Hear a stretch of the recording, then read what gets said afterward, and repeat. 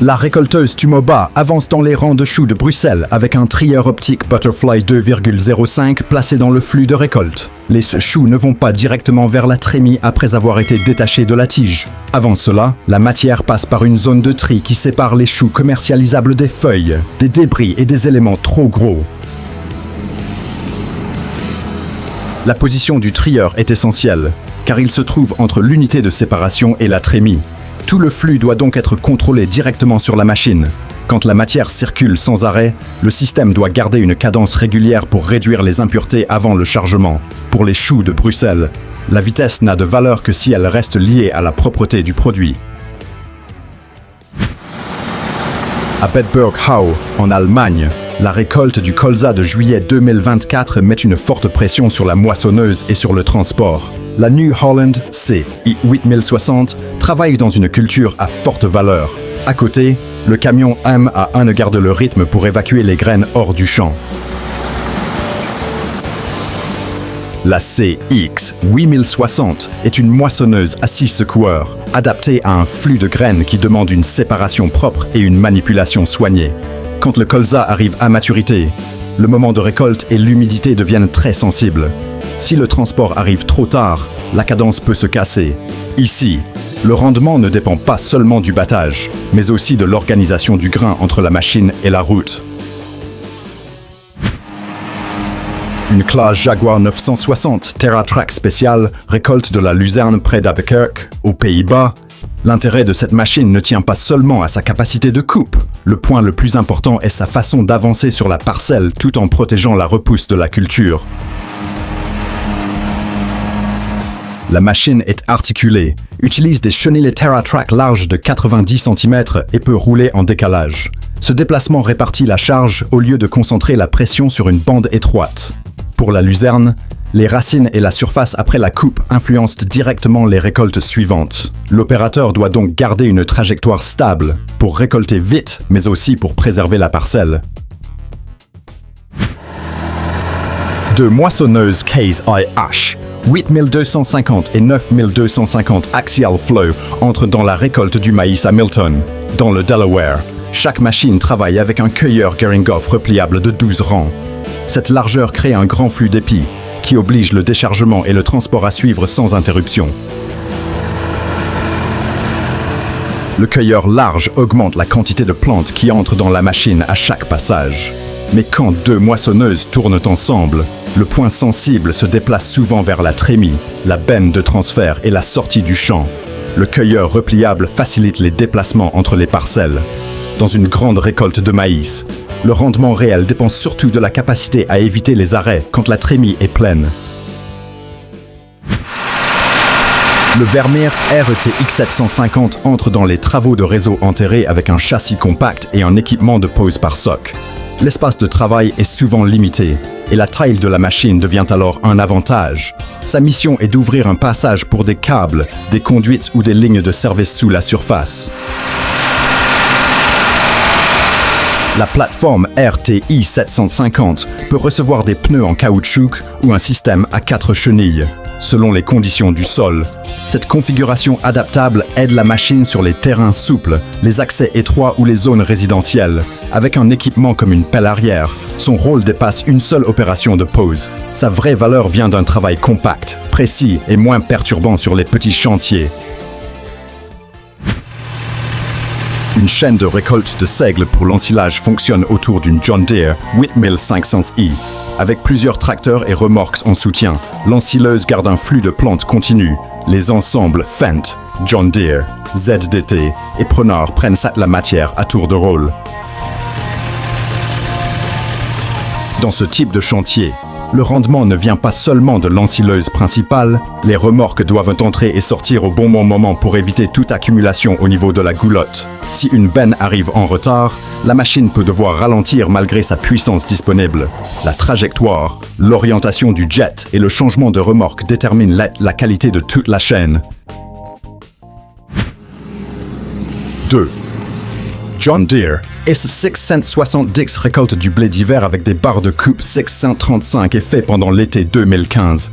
Quand deux machines avancent en parallèle, le volume de grains qui sort du champ augmente très vite. Un John Deere 7630 soutient la benne de transfert pour maintenir le rythme. La barre 635 FE aide le blé à entrer plus régulièrement dans la machine. Mais le potentiel des deux moissonneuses ne s'exprime vraiment que si la benne de transfert arrive au bon moment. Le déchargement en marche évite de perdre du temps en bout de ligne. Dans le blé, l'humidité, la qualité du grain et la logistique de transport restent toujours liées.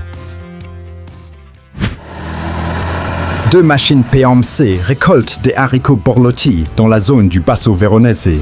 En Italie, leur tâche consiste à ramasser les gousses, séparer les grains et nettoyer le produit pendant le même processus. Les haricots doivent être sortis des plantes sans se fissurer, sans excès d'impureté et sans perte de qualité avant le chargement.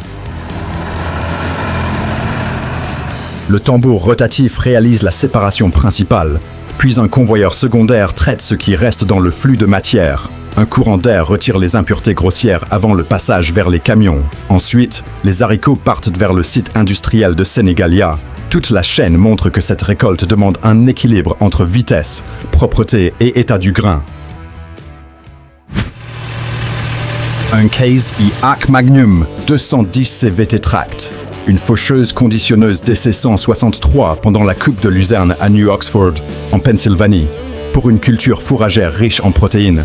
La première coupe influence fortement la qualité finale. La machine doit avancer vite, tout en gardant les feuilles et les tiges dans un état favorable au séchage.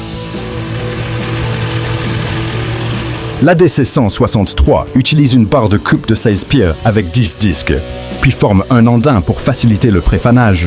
Le conditionnement aide l'humidité à sortir plus régulièrement, mais un travail trop agressif peut faire perdre des feuilles.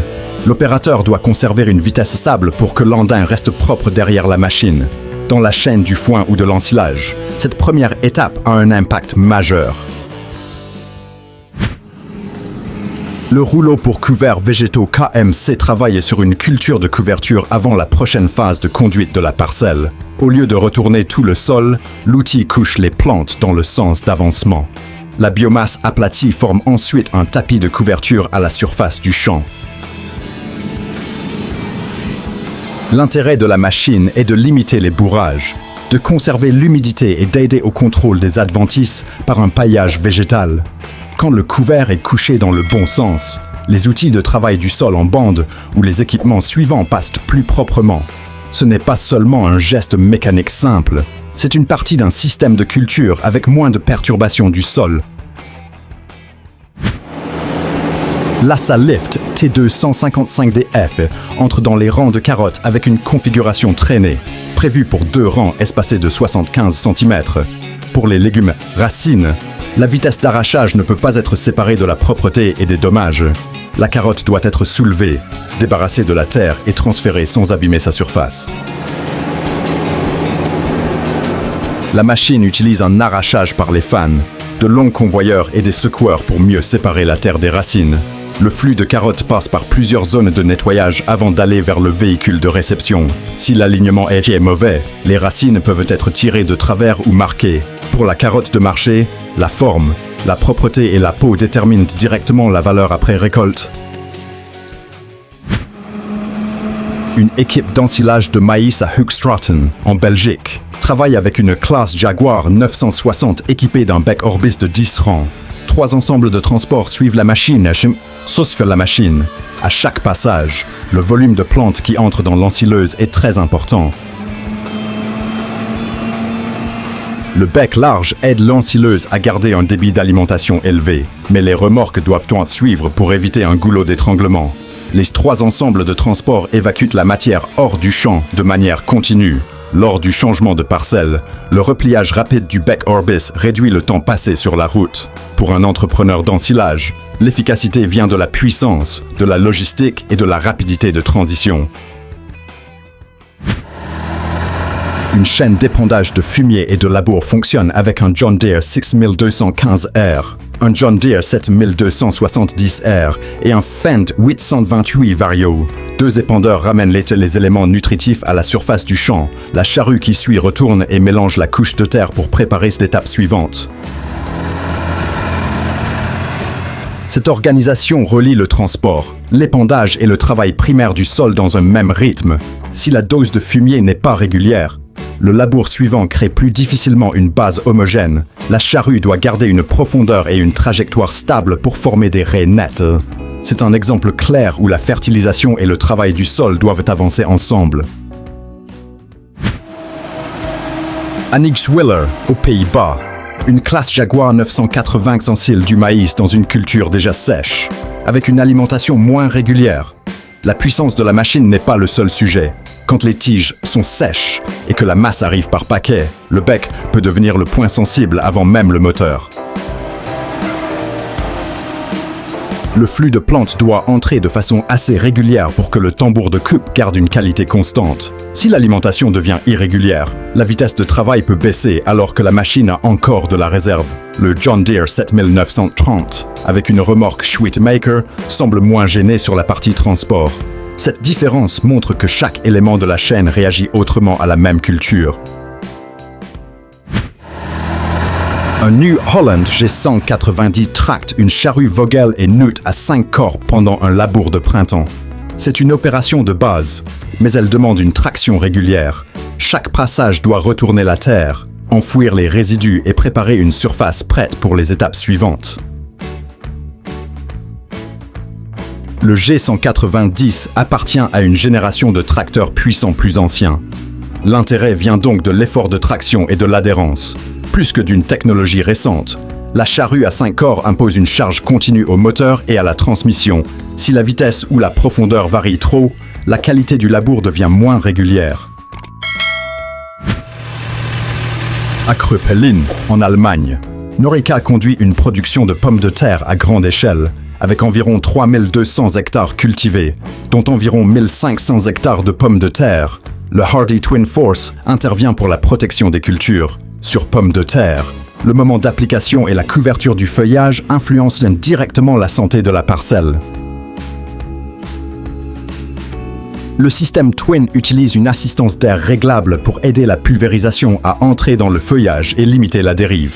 Quand le vent est présent ou que la fenêtre météo est courte, le contrôle du flux de pulvérisation devient un avantage important. L'opérateur doit équilibrer la vitesse, la pression et la couverture des feuilles. Sur une grande surface, une journée bien utilisée peut maintenir le rythme de toute la saison. À Great Glemham, dans le Suffolk, une Claas Lexion 770 TT récolte du blé avec une barre de coupe V1050 et une équipe de tracteurs John Deere. La largeur de coupe crée un grand flux de plantes vers la machine. Le train de chenille aide à répartir la charge pendant le travail. Les tracteurs et les bennes ont pour rôle d'empêcher la moissonneuse d'attendre au moment du déchargement. Quand la trémie est pleine, chaque minute perdue peut casser la cadence de coupe sur toute la parcelle. Dans une grande zone céréalière, la largeur de coupe, la gestion de la paille et le transport du grain doivent avancer ensemble. Chaque demi-tour et chaque trajet comptent dans le résultat final. Une John Deere 9660 ST récolte des graines de dactyle dans le Mid-Canterbury, en Nouvelle-Zélande. Ce n'est pas une récolte céréalière classique à grand volume.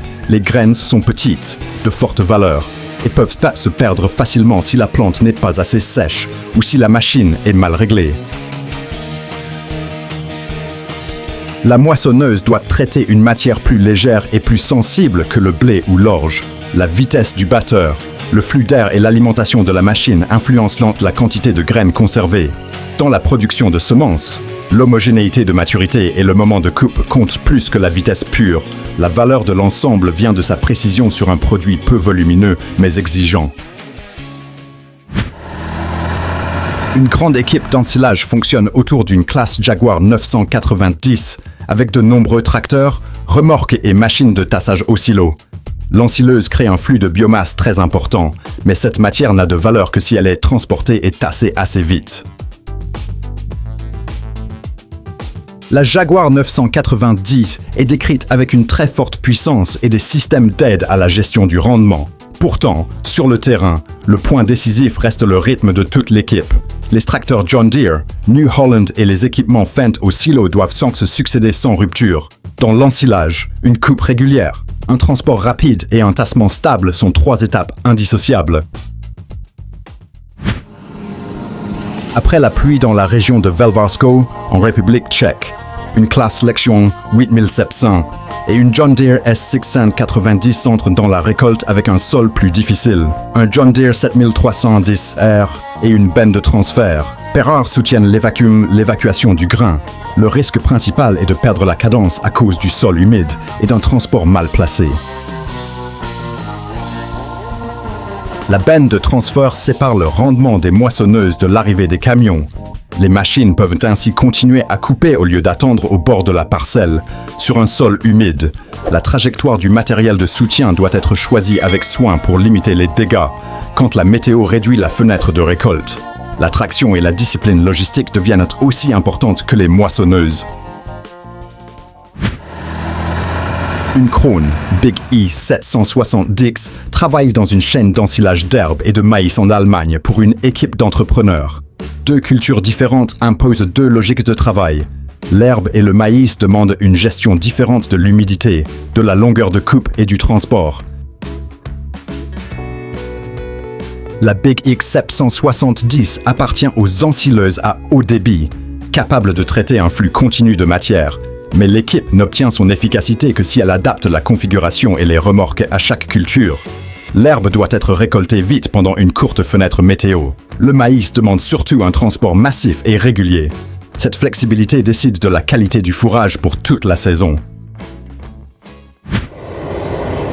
Le Struik Vari I 4500 repliable, configuré en 6 rangs espacés de 75 cm, forme les buts pour un semoir à carottes placé derrière. C'est une étape avant la récolte, mais elle influence fortement le résultat final.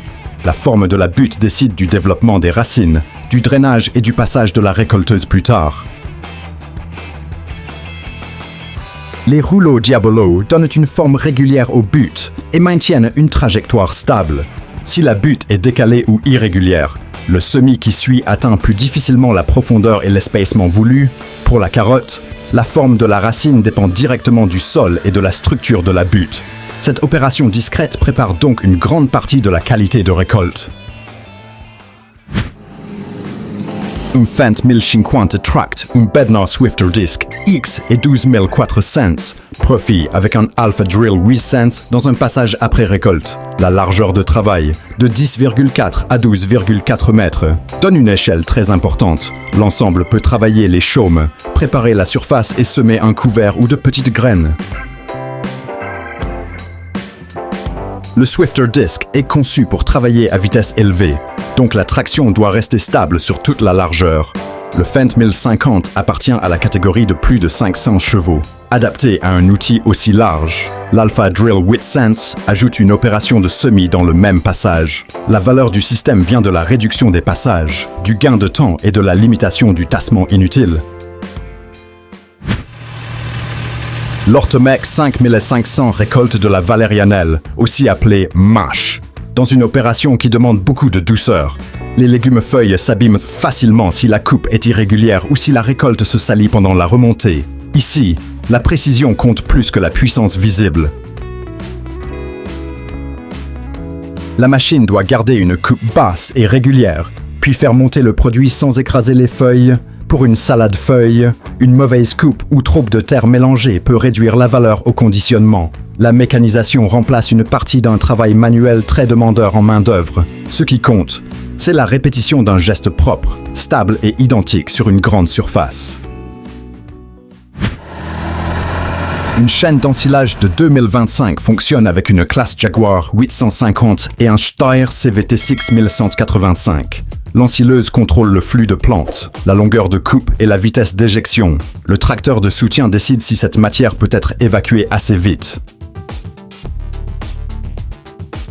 Dans l'ensilage, l'ensileuse automotrice n'est que le début de la chaîne. Les remorques doivent arriver à la bonne position, recevoir la matière régulièrement et revenir assez vite pour éviter l'arrêt. Si le transport ralentit, la qualité de coupe et le rendement sont touchés ensemble. La synchronisation entre l'ensileuse et les tracteurs permet de ne pas gaspiller une courte fenêtre de récolte. La Joskin Trans Space Beam oui, intervient dans le transport de pommes de terre, une récolte plus sensible que beaucoup d'autres cultures. Cette benne monocoque est conçue pour transporter de grands volumes en agriculture. Mais avec la pomme de terre, le volume n'est pas le seul point à contrôler.